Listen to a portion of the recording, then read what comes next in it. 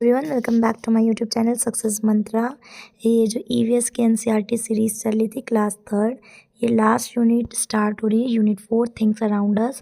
और इसके बाद हम लोग रिवीजन करेंगे एमसीक्यू।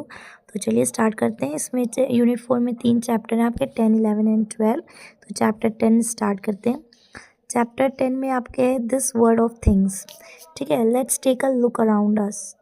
तो यहाँ पे कुछ चीज़ें बनाई गई हैं और आसपास की चीज़ों को कहा गया है कि देखिए, और फिर उसमें से क्या चीज़ें किस चीज़ की बनी हुई हैं ये चीज़ फाइंड आउट करना है। जैसे table and chair are made of wood, the hinges, nails, latches of the door are made up of some metal। कुछ चीज़ें वुड की बनी होती हैं, कुछ चीज़ें मेटल्स की बनी होती हैं।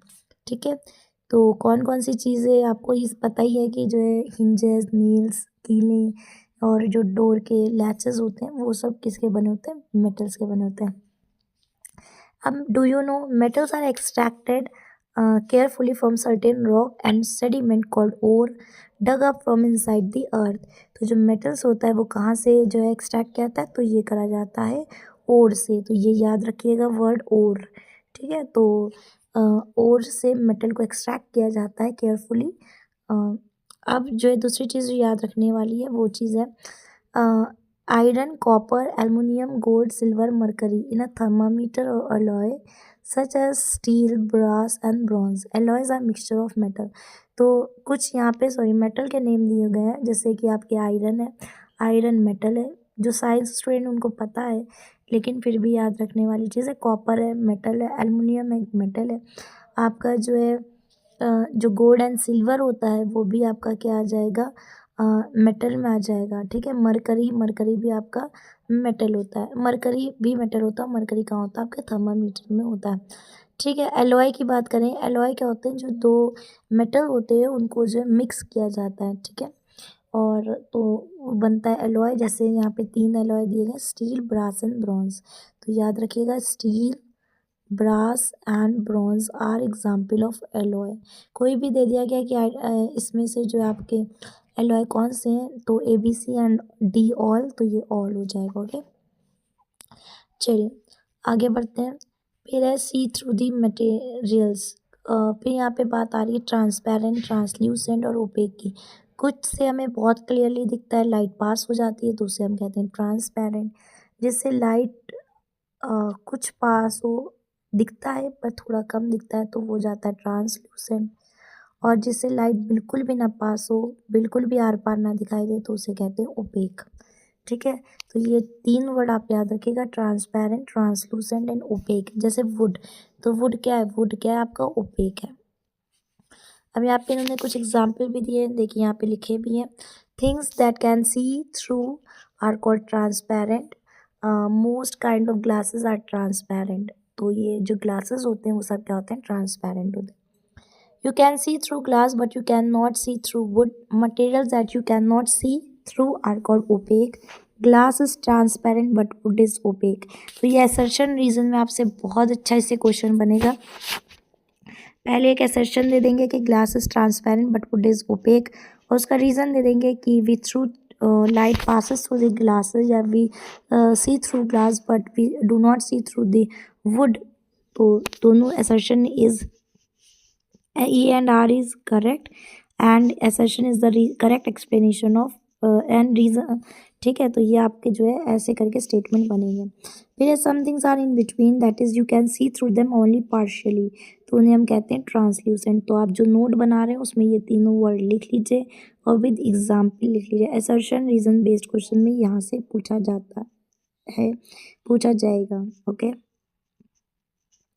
फिर यहाँ पे दिया हुआ है टेबल, चेयर, वुड। तो ये किसकी बनी होती है, वुड की बनी। Table, chair, door, door, hinges, nails किसके बने होते हैं, तो मेटल के बने होते हैं।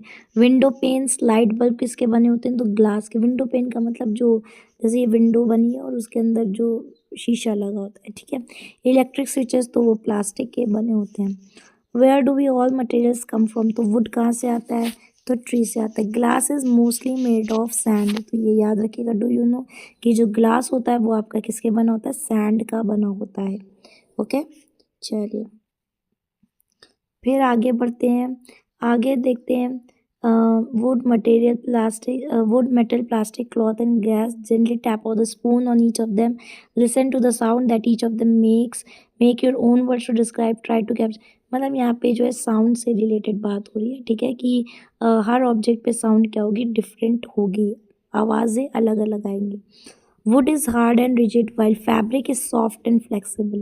The flexibility of fabric makes it more suitable to make clothes and curtain. तो यहाँ पे याद रखिएगा कि जो वुड होती है, लकड़ी होती है, वो हार्ड होती है, रिजिड मतलब कठोर होती है, मोड़ नहीं सकते आप उसको, ठीक है. और जो फैब्रिक होता है वो सॉफ्ट होता है, फ्लेक्सिबल, मुड़ जाता है. तो कपड़ा फैब्रिक क्या होता है, फ्लेक्सिबल होता है, इसलिए इसके कपड़े और पर्दे बनाए जाते हैं, ठीक है. फिर यहाँ पे बात चली है डज इट फ्लो की. तो यहाँ पे 3 वर्ड देखिए कितना इंपॉर्टेंट चैप्टर है, क्या क्या चीज़ इसने कर लिया. ट्रांसपेरेंट, ट्रांसल्यूसेंट, ओपेक, लाइट की भी बात होगी, साउंड की भी बात हो गई, और अब बात होने जा रही है solid, liquid and gas, matter की बात होने जा रही है. बहुत इंपॉर्टेंट चैप्टर है, इससे आपके काफ़ी क्वेश्चन बनेंगे. ये तो आपके जो है, अगर आप सीटेट देंगे ना, तो सीटेट आपका जो है प्राइमरी वाला जो होता है वो भी पेपर 1 में भी आएगा क्वेश्चन, और पेपर 2 में भी पूछे जा सकते हैं. इतनी अच्छी ये बुक है. और आपके जो है जो रीट का पेपर या फिर आप KVS का देंगे, रीट देंगे, और या फिर आप DSSB का प्रिपरेशन कर रहे हैं, दे रहे हैं, या कोई भी आप अदर स्टेट की दे रहे हैं, जैसे यूपी है, राजस्थान है, MP है, तो वहाँ पे भी यही क्वेश्चन इसी से पूछे जाएंगे, और ऐसे ही बनते हैं क्वेश्चंस. तो बहुत अच्छे से इसको पढ़िए, समझिए, और कोई भी बुक आप मत पढ़िए, आप सिर्फ और सिर्फ NCERT पे फोकस करिए. तो solid and liquid and gas की बात करते हैं यहाँ पे. Things that do not change their shape are called solid. Water does not keep its shape, it flows. तो जिस चीज़ में रखेंगे वो उसका शेप ऑफ द कंटेनर ले लेगा. और गैसेस, गैसेस क्या होते हैं, वो कोई भी शेप के नहीं होते हैं, ठीक है. तो यहाँ पे लिखा हुआ है water is a liquid, air does not stay in cup, it just flows in and out, that is because air is a gas.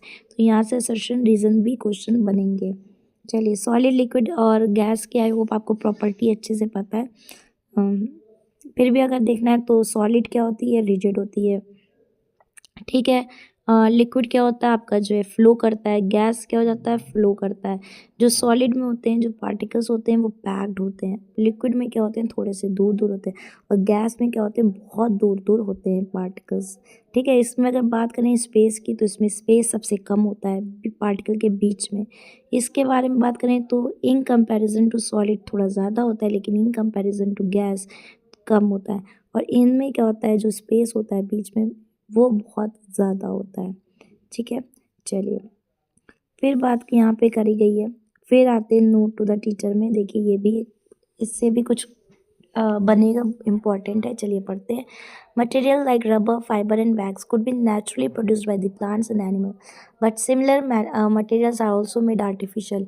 जो रबर, फाइबर, वैक्स होता है वो प्लांट्स और एनिमल से बनाया जाता है, लेकिन उसको नेचुरली भी, आर्टिफिशियली भी बनाया जा सकता है. जैसे bees produce wax for the honeycomb, but very similar wax can be made from petroleum. तो वैक्स किसके बनता है, तो आपको मालूम है जो हनीकॉम्ब में जो है बीज वैक्स प्रोड्यूस करती हैं, ठीक है. लेकिन वैक्स जो है आपका आर्टिफिशियली पेट्रोल से भी बनाया जा सकता है. Petroleum is a liquid found deep underground. Petroleum क्या है, एक टाइप का लिक्विड है, पता है, गाड़ियों में डलता है, तो जो अंडरग्राउंड में होता है. तो petrol, rock, diesel are extracted from petroleum. तो ये पेट्रोलियम से क्या क्या बनाते हैं, पेट्रोल, रॉकेल, diesel. Petroleum based material such as petrol, plastic, rubber, paraffin, wax create non biodegradable waste, ठीक है. तो जो पेट्रोलियम बेस्ड मटेरियल होते हैं वो कैसे होते हैं, नॉन बायोडिग्रेडेबल वेस्ट. अब बायोडिग्रेडेबल, नॉन बायोडिग्रेडेबल वेस्ट की बात करें तो देखिए, बायोडिग्रेडेबल जो कि आप सड़, जैसे आपने कोई भी सब्ज़ी के छिलके रखे तो वो कुछ देर में आपके क्या बन जाएंगे, खाद बन जाएंगे, सड़ जाएंगे, ठीक है. बैक्टीरिया अटैक करेंगे और उसको डिकम्पोज कर देंगे. लेकिन अगर हम कांच की बात करें, ग्लास की, अगर आप आज ग्लास को कहीं पे सॉइल पे रखते हैं तो आप 10 साल बाद भी वो ग्लास का टुकड़ा ऐसे ही रहेगा, वो डिकम्पोज नहीं हो पाएगा, ठीक है, पीसेस में नहीं तोड़ पाएंगे. तो ये होते हैं नॉन बायोडिग्रेडेबल वेस्ट. वेयरएज़ कुछ होते हैं जो डिकम्पोज़ हो जाएँ, वो हो जाते हैं बायोडिग्रेडेबल। तो जो पेट्रोलियम से वेस्ट हो बनते हैं जो प्रोडक्ट, वो कैसे होते हैं? Non biodegradable. फिर बात करते हैं नेचुरल और आर्टिफिशियल की। जो एग्जिस्ट करे नेचुरल, वो नेचुरल है, और natural things may be alive like plants and animal, और नॉट अलाइव भी हो सकती हैं, डेड भी हो सकती हैं, जैसे कि रॉक्स, वाटर और एयर। और जो थिंग्स जो है पीपल बनाते हैं, जो मैन ह्यूमन बीइंग बना रहे हैं, उन्हें कहते हैं आर्टिफिशियल। जैसे कि एग्जांपल है क्लॉथ, शूज़, टेबल्स, चेयर वगैरह वगैरह, बहुत सारे एग्जांपल हैं।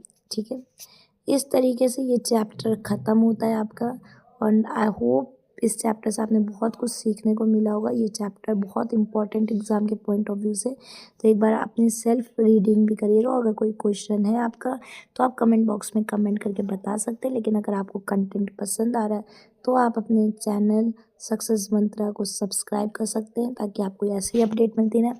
और अगर वीडियो पसंद आ रही है तो वीडियो को लाइक करिए, शेयर करिए।